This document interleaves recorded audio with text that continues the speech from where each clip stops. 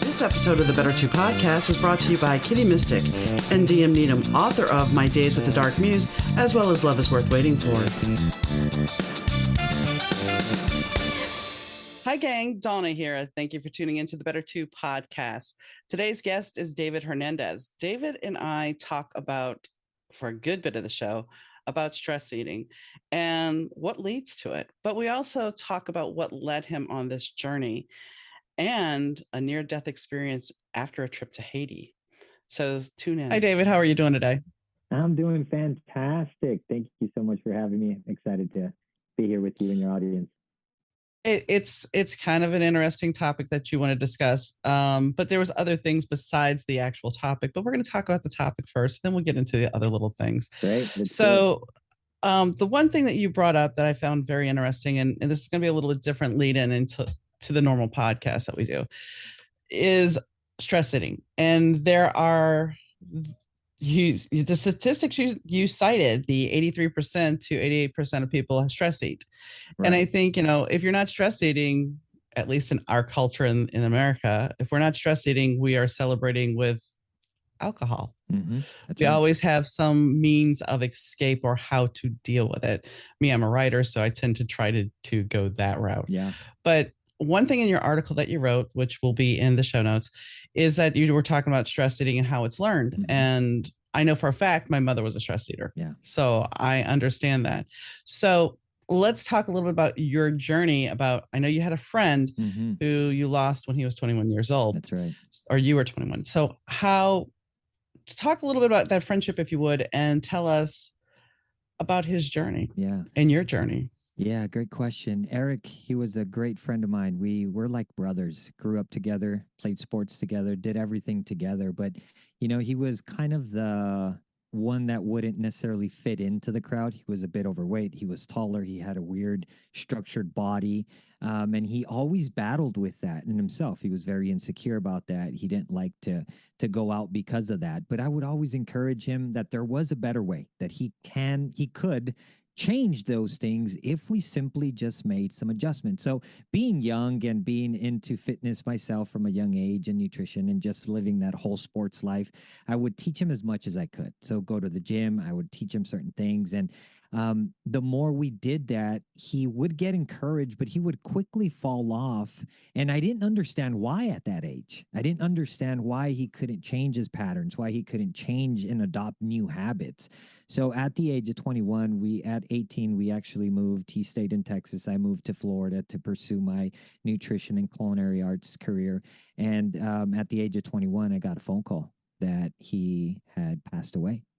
And it was a sucker punch. And I remember I lived in guilt. I would blame myself, feeling that I could have done more. So about 6 to 8 months of that self-shaming and that self-sabotaging, I had to quickly realize that there was really not much more I could have done, right? It really had to also come from him, that true desire of really fighting and wanting it for himself.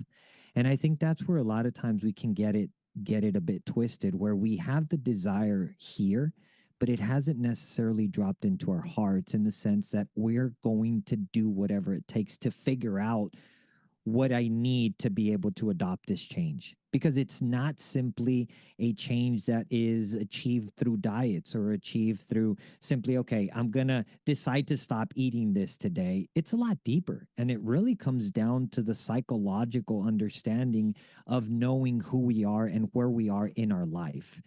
And after those 8 months and I made that realization, I did make a commitment though. I made that commitment that said that as long as I knew of somebody, and if I could help them avoid going through what my best friend went through, I was going to do it. And that kind of then opened that door for me to explore, well, what is that cause? Why is it that people have the desire here? They do certain things, but they really don't achieve what they want. And it actually dropping into their heart, right? And so that really came down to understanding the psychology of food and the relationship that people have with food, right? And everything that is impacting their inner personality. And in that, the thing that keeps us all one thing in common with everything that we do is food. And food impacts a lot of what we do. It impacts our mood, it impacts our energy, it impacts our cognitive thinking, it impacts our physical ability to do things. And so the more I really researched into this topic is how I was able to really decide and determine that this was the key factor that was not addressed and what kept my best friend trapped in the life that he just was dreading and wanted to get out of. What did he end up dying from? Obesity. Okay. I He didn't know if it he was was heart, diabetes, or no, so he became so obese that he got desperate to get the weight off that he went to get a gastric bypass surgery. 2 days later, he got an infection and he passed away. Right. So I go ahead. yeah, he became that was his extreme case, right? He became so desperate. Everything else that he thought he had tried had failed him. And he got to this place that, well, this is my only outlet. And sadly, it was what took him out. And I'm not going to fault gastric bypass, but I do have two people that I actually two people that I know. Yeah. One had the gastric bypass early on, Okay. so or late 90s, early 2000s. And at the time, they were only using two sutures to do Right. the intestines. Okay. Well, her intestine ended up slipping up between it and tied, and she started vomiting blood and passing blood. Yeah. And so they had to go back in and redo the surgery. Now, years later, here's the thing that nobody really talks about. Years later, she ended up with a pain condition from something else. Right. But because of the way her body was rerouted, she cannot absorb the nutrients for food, Right. for vitamins, Right. and she goes through painkillers like that because they don't have any effect. That's right. Then the other person I knew that had it, I watched her. She was so proud of herself that she lost the weight. And I'm like, okay. But then she would do this. She would drink, and then she would eat, and then she'd go purge. Yeah, that's and right. then and I'm like, so really you traded one vice for another, That's right. because now you're still. That's right. And she's no longer with us because she had a blood clot related to something else. So And so sorry. I don't fault the gastric bypass. I don't. I think it's a great tool for people that can use it. Right. But you have, what you're not told when you go to one of these sessions is all the ramifications that can come with right. it. It's a risk. And we're designed to be able to absorb things by the way our body's formed. If we 100%. are start That's if right. we're start taking things out, how are we going to That's right. be able to be healthy? That's right. And a lot of these resources, right, or sometimes very desperate choices that we make in life, they come with the price, they come with the risk. But it's really about, if we don't know what is really keeping us trapped in this place that is leading us to these desperate measures, we're going to put ourselves in a very vulnerable situation and possibly expose ourselves to other health related issues. Because it's really not just saying, okay, I have this problem, so let's find the fast solution, the quick solution to this. And a lot of people that are in this place get to that state because they're very desperate to just, I no longer want to be in this condition. I no longer want to be in this place. I no longer want to keep battling with these situations. And sadly, a lot of times these risks that we take can open possibility to other health concerns and other issues, right? Which is why I always like to say there is a better way, right? And if we do not understand the possibilities of what this better way is, we're going to continue to resort through this path that can lead us to a destructive lifestyle in the long run, right? In the future. It might seem in the moment, oh, it's a great solution. I can solve this finally. But like you mentioned, there are a lot of ramifications that can come with it. So it's really about just understanding fully, like, what then can we do? Well, and I mean, here's the thing. Are you, and they always go back to, if you want to lose weight, it has to be about getting healthy. It can't be from anything else. And Right. A lot of times when you're younger, when you're in your 20s and your 30s, you are so worried about changing for everybody else. That's right. You're worried about making sure you look good That's for right. somebody else. And I actually I don't go on TikTok very often. I was uploading a video, and this girl came on, and she had said that she had joined a plus size dating site. Mm.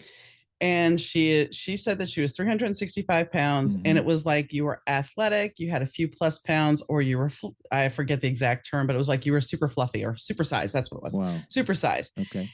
And this person came back at her and said, "You're not supersized. You're lying to me." Mm. She's like, "Well, what I weigh is more than a few extra pounds." Right. So it's like, even on something like that, there's Mm-hmm. no acceptance. That's right. And I think this is where the healthy mindset and the healthy lifestyle has to find balance, but it's very Yeah. hard to find that balance when you have the outside stresses, you have the Absolutely. outside images that are being presented at, well, look at what Khloe Kardashian did and look at her Oh now. yeah. But no one sits there and unpacks that maybe she also, besides doing some physical activity, maybe she did something else. Yeah. And Nobody looks at that. that's 95% of the case, right? They do Mm-hmm. because they can, therefore they do things that a lot of times we don't take into consideration. But that is why it's really, like you mentioned, I'm happy you brought that up. It's understanding why are we doing what we're doing. When we're doing them for the wrong reasons, when we're doing it to satisfy society, to satisfy mom and dad, to please a man or a woman, to please somebody else, to simply get an external, right, or an extrinsic inspiration or motivation, or just to be wanted or desired, if it's not coming from a reasoning that is within, an intrinsic, it has purpose, it has meaning, it has value, it has worth for you as the man or woman, as the individual, the intrinsic motivation needs to be the root and the start that sparks our reasons for why we are wanting to change our current situation, right? Which is why it does become a life choice. It becomes a deeper interpersonal relationship as to why you want to do what you want to do. And when we really identify this, which oftentimes when we've lived a certain life that we have not been pleased with, that we've been bullied with, that we've made fun of, that we have not found certain value in, we end up losing our self-worth. We end up losing our self-value. We end up losing truly the essence of who we are, the value that we've been given by being a human, Mm-hmm. right? The gift of being born, which is the what are the statistics? It's like 400 trillion to one Mm-hmm. possibility of being born a human, right? And we've got to come back to that piece. We've really got to come back to meaning and purpose and understanding that there's got to be a deeper reason why we're doing what we're doing. Changes all across, right? Whether we want to improve our finances or improve our relationships or improve our body, whatever it is, it's got to start from within. And it's got to start from a place that we understand the deeper meaning as to why we want to do it, not to please others, but to simply satisfy something within. Well, and that's, you know, it also has to do that. I mean, it's from you, yes, but we also have to look at the societal That's right. issues that we have. Absolutely. And I'm not just talking about food or money. I'm talking about, let's go back to childhood, Yeah, being children, that's right. the way we treat other kids. I mean, I Mm-hmm. remember somebody signing my yearbook. I think it was seventh grade, signing my yearbook because I was a tomboy, to Moose, a cool and ugly girl. Wow. Okay. I've been out of seventh grade for a long damn time, but But that it's yearbook, still there. It still yeah. hits. Yeah. And I remember, we're talking about health, and I've talked about my husband, but my husband was basically your friend, and he didn't do the gastric thing though. But my husband, he was playing sports, and in fourth grade, somebody flung a bat and hit him in the face, Mm. and he decided at that moment that he didn't want to do sports anymore because it was too dangerous. Wow. By the time he was 21, he was diagnosed as type 1 diabetes or diabetic. And he lost 100 pounds. He did really well. And he met somebody, he had a coworker that said to him, "Hey, you want that donut? I'll teach you how to pull extra insulin." So my husband learned how to do this. Now I wouldn't meet him until he was almost 40. And I would get after him like, well, you should take your sugar. And he would sit there and he could tell me his sugar within a point. Most of Wow. the time it was exact. So how Wow. am I going to argue with this? Yeah. But I watched him be the post, and he would proudly say this to people as a warning. He's like, I'm the poster boy for a bad diabetic. Mm. I've had a quadruple bypass. I've had 7 stents. I've had 3 retina reattachments. I haven't lost Wow. any. I haven't had any limb loss, but he did have hammer toes cut. Mm-hmm. I mean, on and on and on. Blister wound care, all this thing. I walked into a relationship and I didn't know about how to take care of any of this, Wow. but I learned. But the Yeah. fact is, he got to the point where he's on dialysis, Mm.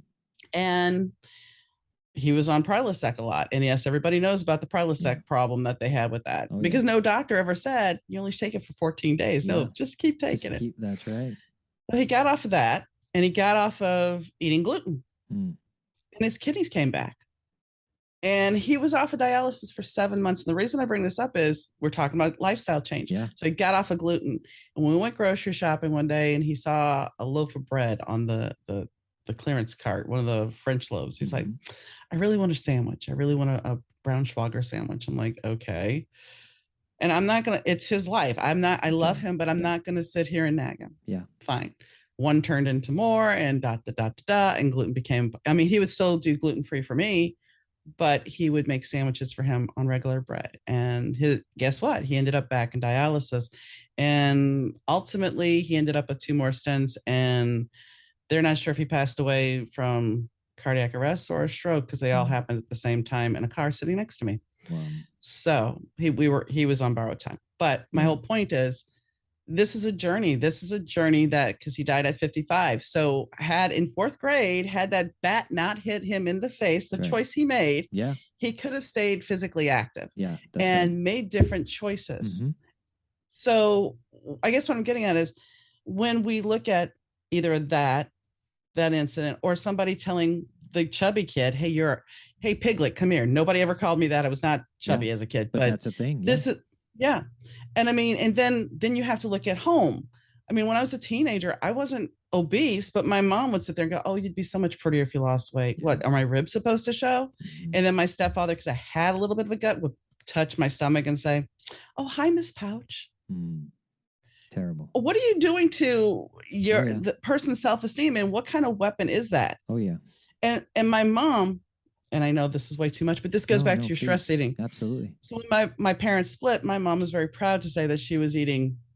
I'd come home, she picked me up from school, and she's like, yep, I had a custard pie today, a whole custard pie, or I had eclairs or cream puffs. And it's like, if that's not the lesson I had her, that was her thing. Yeah. And my dad would drink.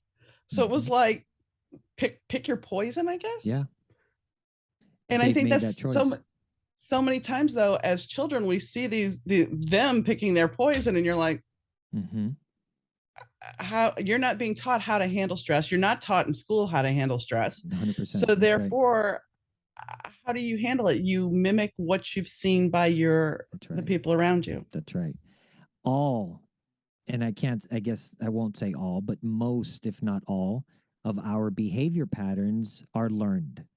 And they're Mhm. learned from that young age, right? And we see it from 0 to about 7 years old are the most critical ages that a child is learning through observational learning, through conditional learning, through habitual learning, through fun learning, right? And all of these are what start to shape us. Therefore, if we see our mom, our dad, our uncles, our grandmother, whatever, handling their emotions, handling their stress, handling their life struggles a specific way. And that's all we've seen around us, right? That's why it's very important to look at what is our environment like? What is happening within our environment? What is our home like, right?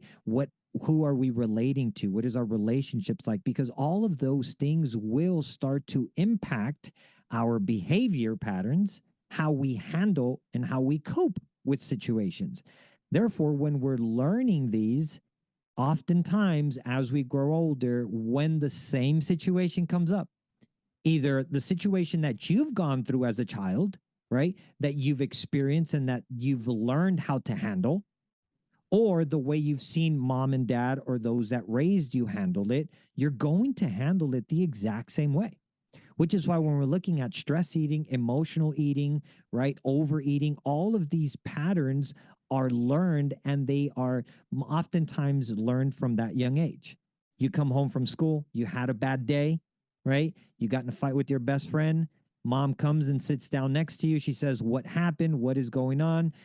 "I had a bad day. I fought with Sally. She called me names. Oh, everything's going to be okay." Mom says, "Let me help you feel better. Have this cookie. It's Mm-hmm. going to all work out. Everything's going to be fine," right? "Have this drink. Have this sugary substance. Have this donut," whatever it is, right? In that moment, your young self is looking at this and saying, huh, so if I'm sad, if I had a bad day, going to this sweet or going to this food or whatever mom gave me is going to help me feel better. Now, when that pattern continues to repeat, neurologically, Mm-hmm. psychologically, those connections start to enhance. They start to become stronger, right? Those waves, those electric connections, they are made, and therefore now young self is going to associate feeling bad or a bad day with eating a cookie. And the more Well, it repeats because of neuroplasticity, now we start to form our structure and our brain pattern to do just that. Therefore, now it happens automatically, right? mm-hmm. Well, that's why when my husband died, I was at my heaviest and I said, okay, you have two choices. You can choose to eat your grief Mm-hmm. or you can choose to get healthy. That's right. So I joined Weight Watchers. I Mm. guess I'm not giving them a plug, Yeah. and I really shouldn't. But I joined them and I lost weight. But then at a certain point, I kind of plateaued and I sat here and thought about this because it goes back to, well, chicken is 0 points Yeah. and black bean soup is 0 points. And I'm Mm-hmm. sitting there thinking, how is this zero? It may be 0 points. That's fine, but it's got calories. That's It right. still counts. And Yeah. you're saying all these foods are 0 points, so you're still allowing me to eat Eat. That's without right. being healthy. So Mm-hmm. it's like I got off of it, and no offense, and it works well. I'm It's not saying it okay. doesn't, Yeah. It but helps others. you have to realize that this is not sustainable. That's You right. have to make those lifestyle choices, and that's where I came from. And I'm down about 40 pounds, 40 somewhere 40 45 Congratulations. That's pounds. fantastic. Thank you. But and I'm still not where I want to be, but it's because of my health. Yeah. It's because I want to be healthy. And it's like the one thing that, and this is about weight loss, and I'm sure you know this as a trainer, the one thing, especially for women, that is undiagnosed or underdiagnosed Mm-hmm. is thyroid conditions. Absolutely. That's a big one. Yeah. And nobody acknowledged. I mean, I went, I think, 10 years without ever being diagnosed. Mm-hmm. I got in a car accident and the acupuncturist made me pull my blood work. And that's how I found out, because my primary care doctor's like, it's all within normal parameters. Mm-hmm. But if I have all these signs, That's right. they would rather lump it into fibromyalgia Right. than actually Yeah. dig. That's right. That's right. And that's why when we recognize certain patterns that we understand are not healthy, or if what we're doing today is giving us an outcome that we are not healthy or happy with, we've got to address this. We've got to come Mhm. back and look at, why do I keep doing these behavior patterns? Why do I keep making these choices? Our choices today are a sign of our behavior pattern.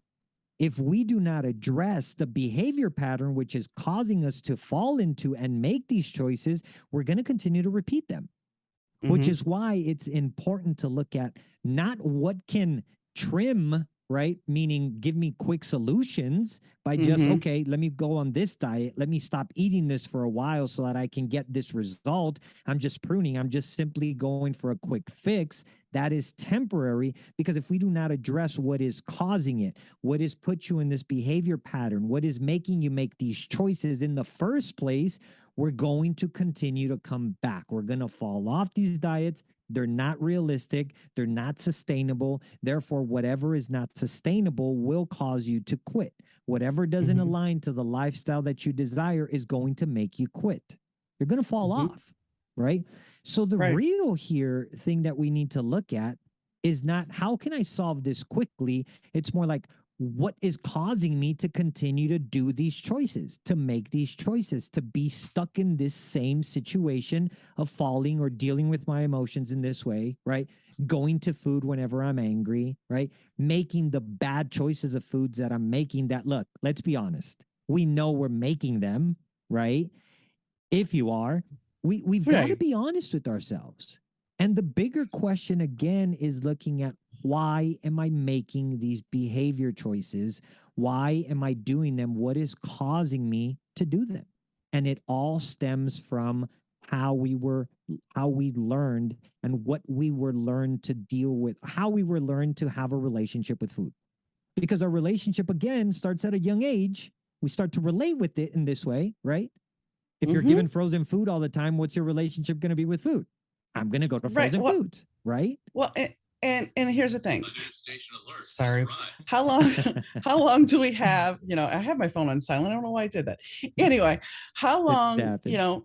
when you think about things, it's like food is known for celebration even throughout That's right. history. You Always. have all these stories of big, even the Last Supper. I mean, come Mm-hmm. on, there, Mm-hmm. there it is, there's food again. Yeah, And you have a birthday party. Oh, let's go out for dinner for this. and that's right. and then, I mean, because I'm a little bit older, um McDonald's became it slowly. It used to, you had to get out of your car to go in Yeah, and get the food. And then we right. started the drive through. And then we Right. started to take credit cards. And now we have, it's They like drop it off we've at your made it front door. right. We've made it so convenient. And here's the thing, Yeah. that convenient meal that's Mm-hmm. going to cost you $7. You could buy a package of ground chicken, some bone broth, That's right. and some seasoning. And guess what? You have a meal for 2 to 3 days That's right. that's healthier for you. That's But right. because of the convenience factor of our lives, Mm-hmm. we go for the quick fix. We go Yes, for, let's just go to the drive through. I don't feel like cooking anything that's right. tonight. And then the kids, oh, we get a Happy Meal toy. Mm-hmm. Oh, it's just we keep piling on the convenience factor, and then we took home ec out of the schools. Yeah, yeah, So absolutely. who's teaching the kids how to cook unless Yeah, it's YouTube now? yeah. That's right. That's right. And that's where it really comes down to what it comes down to our relationship with food. What is your relationship with food like? Because based on that relationship is how we adopt our own psychology of food, right? Mm-hmm. Meaning now how we view food. What is food to us, right? What do we go to food for, right? What is our understanding of what food really is and what it does for me? If we Mm-hmm. do not address that and really come down to identify, well, what established your relationship with food? Why is your relationship with food in this way, right? Most people relationship with food is an unhealthy relationship, which is why we continue to do the choices that we're doing. Not to mention the American standard diet doesn't help us either, right? Everything is processed food, high sugar, high salt together to keep us addicted to the food choices that they want us to go to, right? Then you look at, well, who owns all of these? Who runs the FDA? It's all the same number of companies. And therefore, Mm-hmm. they're monopolizing it to control how we as Americans make our food choices. Because if we fall into that and we make the choices that they want us to make, therefore, we will become sick. We will be dependent on drugs. We will be dependent on the healthcare system, right? Which then now makes them more money. So Mm-hmm. we got to look at the truth here. Everything or most things about what is out there is setting us up to fail if we fall into what they want us to do, which is why we've got to take back our own health. That is why health is a responsibility and it comes down to a personal choice. It is our responsibility. Because when we look at most homes, why are many children unhealthy from a very young age? It starts from two areas, our home and the place where we spend the most of our time, which is school. School. We're being Mm-hmm. conditioned from those two areas. So we've got to Mm-hmm. look at if our home is not established over an understanding of a healthy relationship with food, our kids are going to grow up to be the same way. unhealthy, making bad food choices, not knowing what the heck to do. Oh, okay, because I don't know, it's easier to do what we can do that is quick. What is that? Convenience, right? What is that? The fasting, the microwave dinners, the fast food, right? Let me just pay so that they could just bring me the food. I don't care. Since my husband died, let's see. I think I had Wendy's one time, like a month after Fabulous. he died, because I was out with a friend. But I'm sure if I went back, it was nasty then. I'm sure it's going to be Oh, even yeah, nastier after being away for 2 years. And nobody absolutely. thinks about that. Yeah. My microwave broke Mm. and I could have gotten it fixed. And I said, why do I want to do that? And in fact, if you go for a frozen meal now, Yeah. like lean cuisines, they don't even have instructions on how to do it in the oven anymore. Mm. So it's like, so you want everything irradiated. You Convenience. That's want right. the microwave food. And Yeah. it's like, no. Yeah. So this kind of has all forced me to reclaim that part of cooking for myself, freezing something, and then warming it up on the stove. That's right. The convenience factor is not there. Yeah. Now, do I still run to the local Chinese restaurant to get wonton soup? Yes, that's my Hey, that's splurge, but okay. Right. it's better than going to That's McDonald's right. Yeah. and and the thing is, it kills me to see how many people line up for fast food when it's not really fast anymore because you're in a line waiting. That's So right. how fast is it? That's right. But it really comes down to this. Just because there's choices out there, it doesn't mean you have to make them, right? Just because Right. there's all of these fast food options for you doesn't mean you have to say yes to them. We can eat all things, but not all things benefit us, right? Yeah. So we've got to be the one to recognize that. We've got to be the one to make the choice according to the person we want to be, the life we want to have, the future we want to develop, and the life we want to give to those around us, including our kids. Yeah. As parents, now talking to parents, right? How can we say we'll do everything for our kids, right? Or say, I want to be the best for our kids when we're not taking care of our health, one, and we're not investing in our health to be able to give them the best parent we can be, to become and be available for them in the best way we can be. And Well, go yeah, ahead. please, no, go ahead. No, I was just going to say it's very, and I haven't been a parent for a long time, but the fact is, now being a parent, you have that phone. You have the phone that's constantly Absolutely. Yeah. distracting. You have people constantly. I mean, when I was growing up, if your parents went out to dinner, they went out to dinner. There was a number for the restaurant. You weren't getting in touch with them if they went to the movie. That was it. There was not the constant, hi, can you message me now? Can we talk now? Right. There wasn't that. Yeah. But now there is. Yeah. I mean, look, So how society has changed, and we've got to understand if society has changed, that doesn't mean we have to compromise to things about our own life. We don't have to compromise according to necessarily adopt the new life standard today, right? Because if the new life standard is, oh, convenience, just go quick, just do these, doesn't mean you have to alter your life to do that. We've got to be very clear. And that's what this principle now leads us to. We've got to be very clear with who we want to be, what type of life we want to have, and what future we want to develop. When we get absolutely clear about these things, then we can start aligning our choices to that. One of the questions that I tell my students to do and ask ourselves is before we make a choice, we ask ourselves, ask yourself, is this choice in line with who I want to be? Is this choice that I'm about to make in line with the future I want to have or the future I'm developing for myself? If the answer is no, then let's rethink our choice. Let's look for then what is the next best choice we can make that is in line with that. But it's about self awareness and it's about Mhm. our own responsibility of becoming hyper responsible with our own life. Not, well, what can they tell me to do, right? What can somebody else give me a solution for? No, no, no, no, no. It's me being responsible for what I'm choosing to make, knowing that this choice is going to impact not only right now, temporarily, but it's impacting what I'm crafting and what I am shaping for my future. That is how intentional we need to be. I agree. I totally agree. But I have to say, from from the job I used to do, which was as an insurance adjuster a long time ago, my very first claim taught me everything I needed to know about people. And it was a parking lot accident. And the guy had snow in his back window and he backed into somebody. And this was my insured. Hmm. And he says to me, "The accident's not my fault." Hmm. And I said, "How do you figure the accident's not your fault?" "Well, it's not.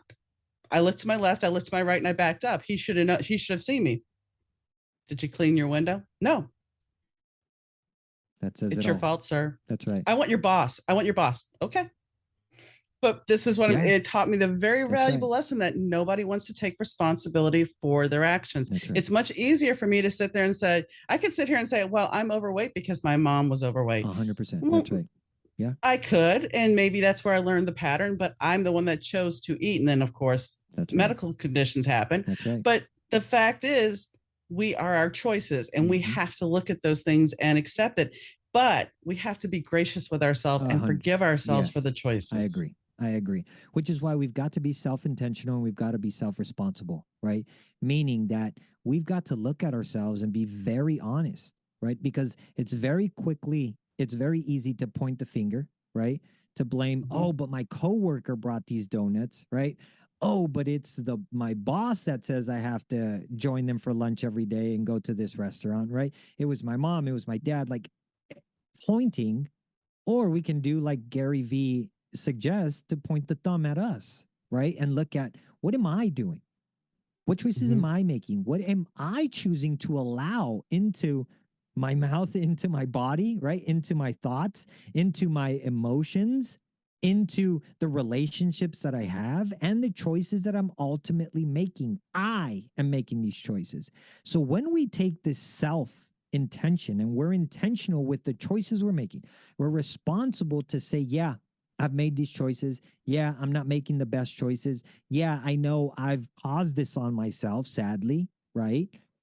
When we get to that place, then it's easier for us to invite opportunity, right? Allow ourselves to now then start changing the choices that we're making by changing our behavior patterns, meaning how we now handle certain things, how we handle the coworker and say respectfully, I appreciate it, but I just don't want to right now. Thank you.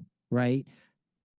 Understanding our worth and value is going to allow us to now take self responsibility to make better choices because it's about the pattern that we're repeating and starting to now learn to make new choices that will then change our behavior pattern by changing our neurological connections to now adopt a new life, a new lifestyle, new habits, and ultimately become the person you desire to become. Because that's ultimately the goal here, right?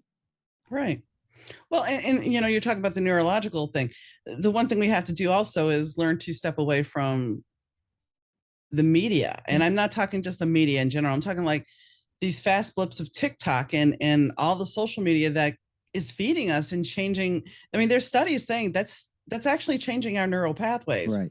So why are we doing it? Why it changes our attention span, it changes our focus, and it's a time suck. It is. And yes, I'm on social media. I Yeah. understand. And Yeah. yes, call me a hypocrite. That's fine. But No, I mean, unfortunately, to I do don't think it's a business, you have to hypocrite. be there. That's it. That's it. That's really it, right? It's based on the lifestyle now that the society that we're in, right? Understanding that we are doing it for a specific choice. Again, why are we on here, right? What is our purpose Mm-hmm. for being on here? What is the purpose of me consuming this content? What is the purpose of me being on social media, right?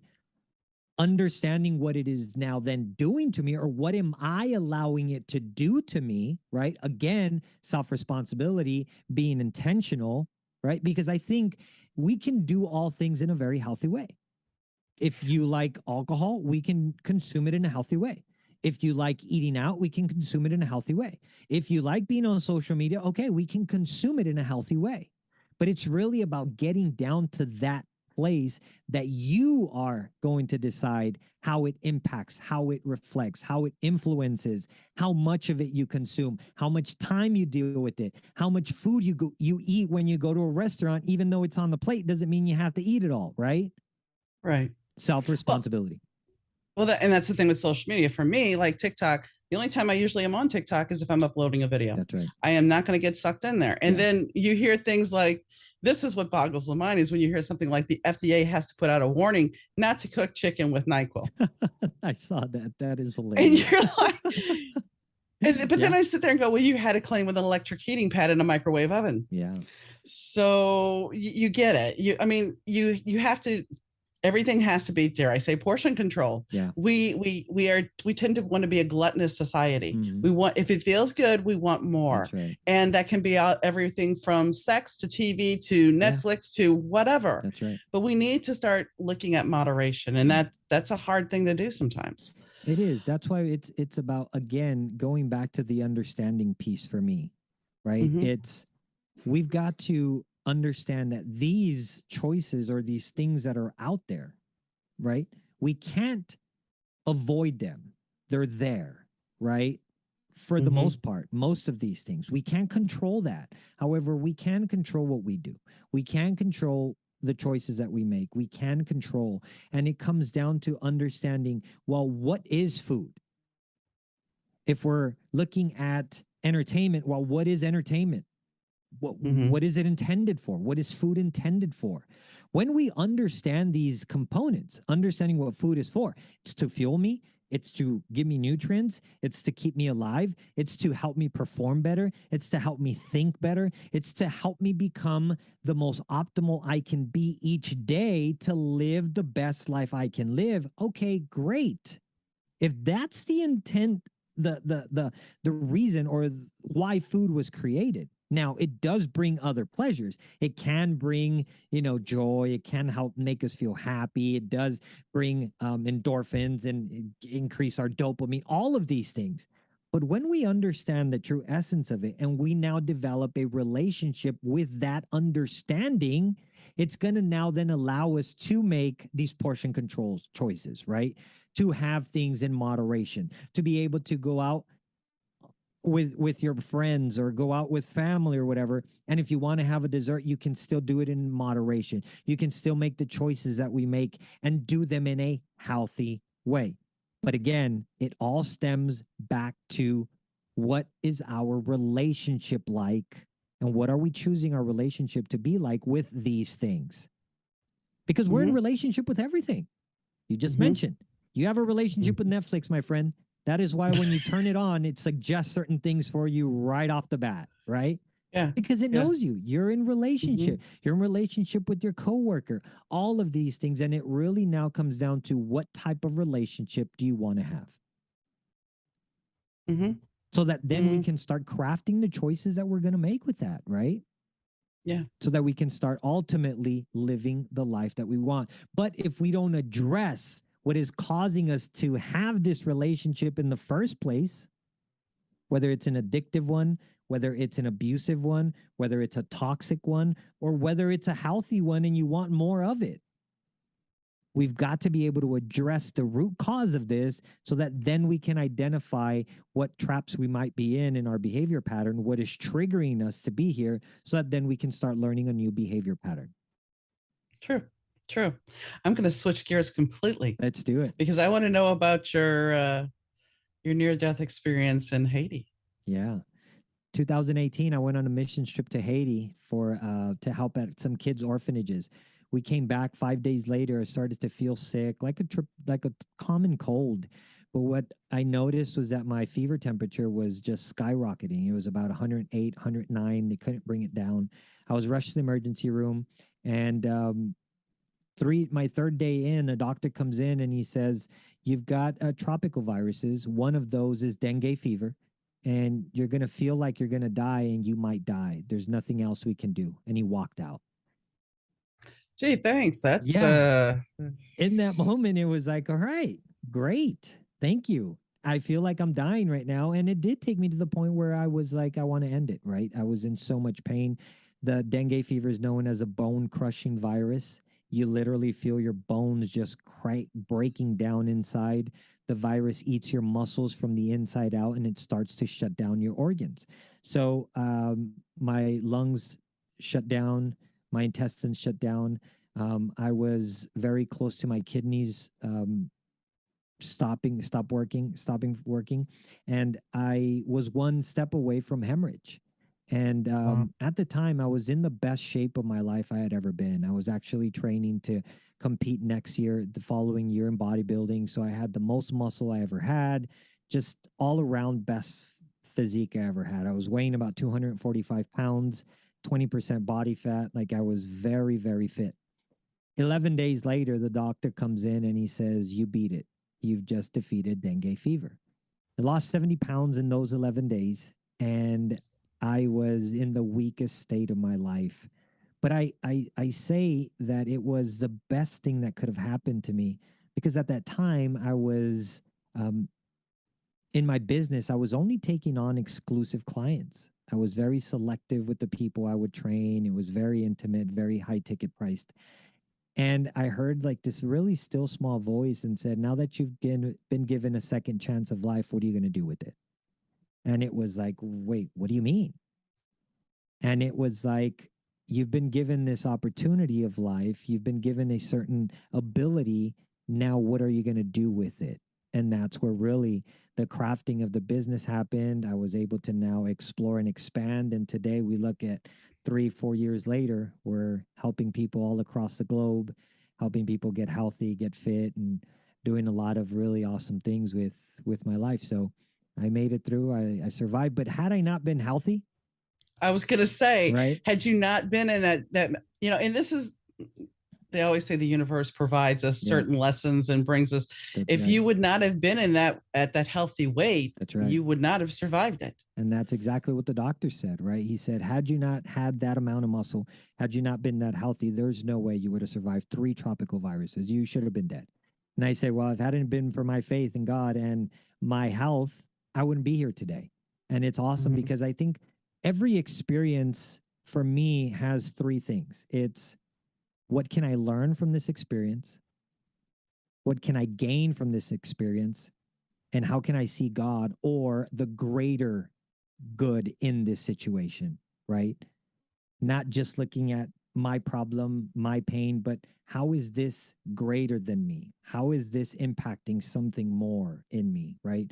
And for me, Mhm. changing the perspective on that experience really allowed me to look at life in a totally different way, but understand that this was a great experience for me to learn and grow as an individual to be able to do more now today. Well, and for me personally, when I go through something, it's like I look at it and go, like, I didn't have the best stepfather. Right. But when I became a step parent, I knew what I didn't want to be as a Mm, step parent because I had that experience. right. And I think if we're able to look at those experiences in our life instead of going, gosh, that was Hmm. just crap. I learned Hmm. nothing from it. I don't know why. The truth is, there was a lesson there. And if you Absolutely. really pay attention and Yes. unpack it, Right. it's kind of like the big thing about triggers. Everybody goes on about triggers, and dieting is a big trigger. Right. But the thing is, when we're triggered, we actually have to start looking at those triggers instead of eating food or Hmm. putting a book down because this triggered me or turning off a TV. Because that the reason you're being triggered is because you're being told to look at this. Yeah. You have to, it's time to do the work. That's right. Yeah. Yeah. And a lot of times we just want to avoid it, but we have to do the work. Yeah. The triggers are indication that there's something that is about to cause a reaction if we don't pay attention to it, right? And Mhm. oftentimes the reaction is not going to be a healthy one because it's how can I quickly resolve what just triggered this emotion, whether it's anger, sadness, rage, um, A bad whatever. memory. That's right. Whatever I am feeling in the moment, and I want to deal with it quickly so that I don't have to face it, right? And it's about literally stopping ourselves. What just happened? The hardest part in any moment, whatever behavior pattern we're in that is an unhealthy behavior pattern, the first thing we need to do is stop. Stop ourselves and ask, what just happened? Yeah. What just happened that's made me feel this way? Was it something somebody said? Was it something that somebody did? Did somebody look at me wrong? Did somebody respond in a different way that I didn't like, right? What just happened and why am I feeling Mhm. this way, right? So we also have to acknowledge what we're feeling. Oftentimes we're taught to suppress it. Just suppress that anger. Just swallow it. Just swallow that sadness. Just swallow that rage. No, no, no, no, no. The moment we suppress it, it's going to temporarily might give us a fix, but then there comes a moment where it's like, I can't no longer deal with it. I'm going to now just go to the extreme choice to deal with everything that I've been bottling up. We've got to acknowledge. When we acknowledge and we stop ourselves, we acknowledge what happened, we acknowledge what we're feeling, we can now give ourselves an opportunity to make a different choice. Well, see, here's the one thing I want to say about this is when we're kids, our parents have taught us to suppress that. And our parents have taught us, Again, to be seen and not, to be seen and not heard. And it's like, well, you want something to cry? You want to cry? I'll give you something to cry about. It's like, but you're not, and it's, for my generation, it was much worse for guys. They could not even, they were not supposed to verbalize any of that. And women, women, we weren't supposed to either, but we could get away with a little bit more because we were the emotional ones. But the fact of the matter is, all you've done is create some toxic situations where people of Gen X generation basically want to just go, screw you, in a polite way. And it's like, I'm going to do my thing. But what has that created? And you look at the younger generation now, and they're kind of just going, whatever, I'm going to do what I'm going to do. That's right. So it's like, we're swinging this wild pendulum that we need to find balance, and we need to be able to have open dialogues and open communication like this, and talk about these things, because nobody wants to. If I'm triggered, I just don't want to deal with it. And then somebody's going to call you soft because you were triggered. But triggers have to be really, I mean, I'm an author, so triggers is a big thing now. And it's like, if you're triggered, instead of sitting there saying, well, the author should be in trouble for writing this because this is just bad, it should have been triggered. But when I would pick up a book in the 80s, I didn't know what I was getting into. I would just read it, and it took me for a ride. And if I was triggered, then it was my point to look at it and review it and go, okay, what's going on with me? Why did this resonate? Absolutely. But they want triggers, and then they don't want to read it. So it's like, you're missing out on the valuable lesson of healing by not facing what is triggering you. You're losing growth. We need to learn how to deal with our emotions.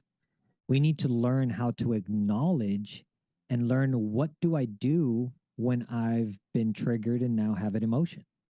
If we're not taught how to deal with our emotions, how to acknowledge the emotions and understand that our emotions are a good thing. They were given to us for a specific reason. They're giving us information about ourselves that we've got to pay attention to. And it really comes down to being vulnerable, right? And understanding that acknowledging and having emotions is okay. Giving ourselves permission to experience emotions. That is why from a young age, as kids, we've got to allow our kids to experience emotions. Because if they don't experience them, they don't know how to deal with them. No, but they don't know what to do with them, right? Right. We've got to experience and know that it's okay to be angry. I don't care what society says. It's okay to be sad. It's okay to feel defeated. It's okay, and recognize it. Right now, I'm feeling angry, and that's okay. When we give ourselves permission to that, we're then going to be able to know what to do with it. Because if I'm angry right now and I acknowledge anger, and we teach people that anger is okay, it's a good thing. Now, how we deal with the anger is the next step. Then we're able to teach them, okay, this anger, we should deal with it in this way, in a healthy way, right? And I mean, we can go on with this topic, and there's so many different strategies that we can look at, but for time's sake, it's really about us being to the place to then being open to learning how to deal with it. Because then when we deal with it, then we're no longer reacting. Oh, he made me angry, so I'm going to punch him. No, I'm going to stop myself and say, okay, he made me angry. Let's recognize and look at, well, maybe he has something that he's dealing with, right? He might be hurt. We know the phrase, hurt people, right? And understand now in an empathetic way to be able to then now deal with the anger that we're feeling in a healthy way. So instead of reacting, now I'm going to respond from a different Right. state. Well, Right. and that's the thing. It's like people, whether it be celebrity or whatever, it's like if a celebrity is short with somebody, Yeah. oh, well, they're just the worst person in the world. Hey, guess what? They're That's human. They have right. Thank emotion. They you. can't be on Yeah. 24/7. And your Yeah. teacher can't be on 24/7. You don't know. They showed up for, or anybody showing up for work, Yeah. and they're upset and you don't know why. Maybe their dog died that That's morning. right. You don't Yeah. know. That's right. But we're supposed to put on this facade and just be Mm-hmm. all love and light all the time, and it's like that's not who we are. And if Right. we embrace our emotions instead of running from them or masking them, Yeah. we might actually be able to heal as a people, Mm-hmm. and stop looking at these fake images that we're creating of a world that isn't real. That's right. That's right. Not everybody can afford to go on these luxury vacations. Not everybody can afford to have designer clothes. But why are we all striving for that when really the bigger gift is compassion and love for each That's other? right. I mean, I will wrap this up shortly, but when I look at my husband, he sat there and said, "Well, I'm going to die," and so I took a gamble because he says, "I'm going to die. I'm going to die. And, I'll die soon, and then you'll be alone." And I'm like, "I'd Mm. rather love you and lose you." Yeah. And the biggest gift I got from him, we had 16 years together, Mm. and the biggest gift I got from him was unconditional love, Mm. because at a certain point he lost his vision for the most part, and so it didn't matter what I looked like. It Yeah. didn't matter if I had gray in my hair. It didn't matter about anything, because you know what? He loved me. That's right. And that is the biggest gift that any of us can give to somebody, and also, and also give. That's right. We can receive it and give it. And that is way more valuable than what money is. Because let's be honest, at this point in the game, unless you have money in your hand, it is all a numbers game. That's right. That's right. But a smile can do so much. Respecting Mm-hmm. somebody else can do so much. Being vulnerable and being able to just have a conversation and recognize that somebody's angry, maybe something's happening, right? Let's be more interesting. Let's listen. Let's be open. Let's be empathetic, right? Mm-hmm. Than trying to be selfish and trying to be interesting. I meant be more interested, not I interesting. know. Be more I know. interested in the sense of let me be open, right? Let me be. I'm feeling this way. I'm dealing with this. Let's be open about it. Than trying to simply be selfish to have others always cater or tailor to you. Or why did they do this to me? I'm gonna now do it back to them, right? Victim mentality That's with right. revenge. And when the husband was on his borrowed time, we had a blue panda. And if Mm, he didn't want to talk about something, that blue panda would go on the that's table. beautiful. And that was fine. We would talk Great. about it later. Yeah. But there would be times where he would get frustrated. And even though he could somewhat still see out of one Yeah. eye, he wanted to cook. And I wasn't going to take that privilege Of away. course. So I hear, MF this. And it's like, I go in the kitchen. He's like, "Is your name MF?" And I'm like, I walked out. Come back about 15 minutes later. I'm like, "You okay?" "Yeah, it wasn't about you. It was about," Mm. and that's the thing. If we have Self-awareness. grace, Yeah. right. And if we have grace for the other party That's right. that we're in an argument with, Good point. then you're going to have an understanding. It's not like some of the toxic relationships you've seen on TV or heard about, where people are yelling at each other and the other party is trying to walk away, That's right. and the one that is lashing out still wants to continue to lash out. That's not healthy. That's right. That's toxic. That's right. And you have to step back and let people look at their emotions and go, "I'll come back and deal with them when they're a little saner." Let them have their tantrum. That's right. That's right. As actors, we're taught to take our eyes off of us and always put it on the other person. Mm-hmm. Meaning, if I'm going to interact or if I'm going to be able to do a scene with you, it's not about me. How am I going to respond? It's let me listen to what you're saying so that then I know what is happening to be able to respond from that place. But oftentimes we Mm-hmm. want to be the first at everything, right? It's all Mm-hmm. about us. We got to take our eyes off of self and be able to embrace others and take others in that are in front Mm-hmm. of us. And let's be honest, the other lesson I learned in acting class was to live in the moment. That's And we're right. always Moment to trying to moment. live in the future or live in Absolutely. the past. Yeah. Always want to So get ahead. Yeah. you have to live in the moment and Yes. embrace whatever that gift is. That's beautiful. So is there anything that we did not discuss that you would like to add? No, I think I just close with you have everything within you to live the life and be the person that you want. And if we're able and willing to just be open to acknowledge the areas that we're struggling in, being responsible and owning up to things that we know are not allowing us to tap into the better self of who we want to be, when we're able to get to that place, we can change anything that we desire. So true. So very true.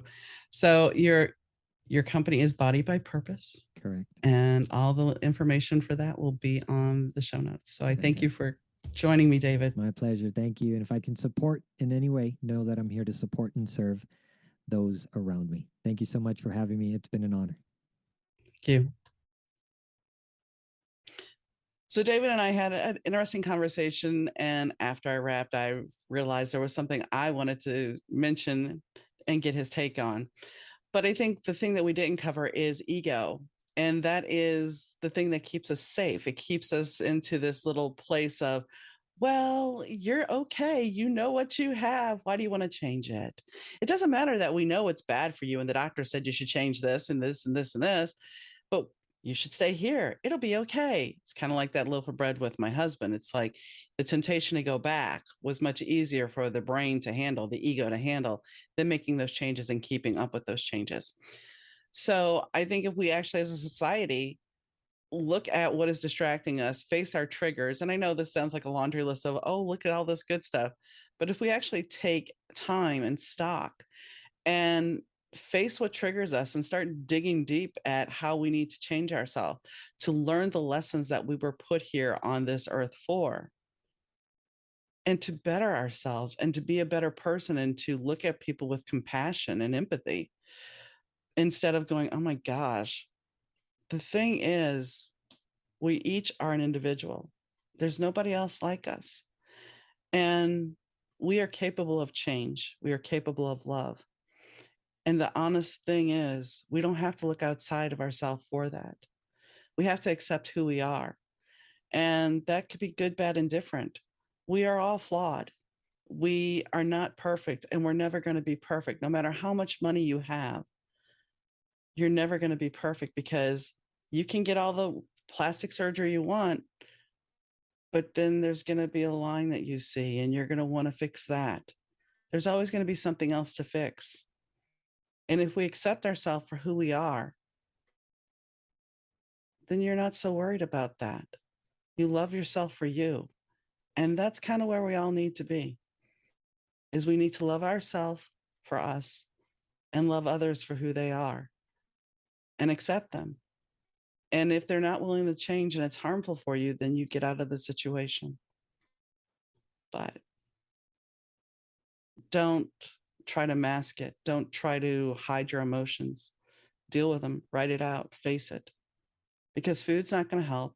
Alcohol's not going to help. Any other escapism isn't going to help. You have to live in the moment, and you have to write it out if that's how you choose, or talk to somebody, find somebody, a counselor to talk to.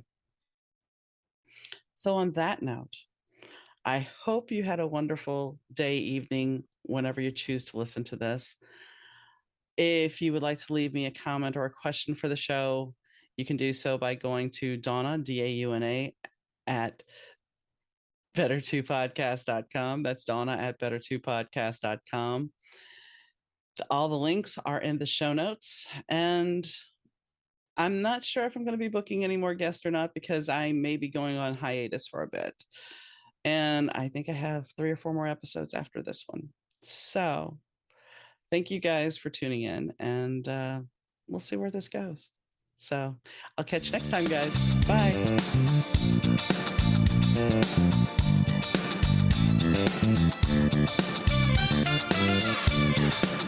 The Better 2 podcast is mixed, edited, and produced by Rich Zai of Third Ear Audio Productions.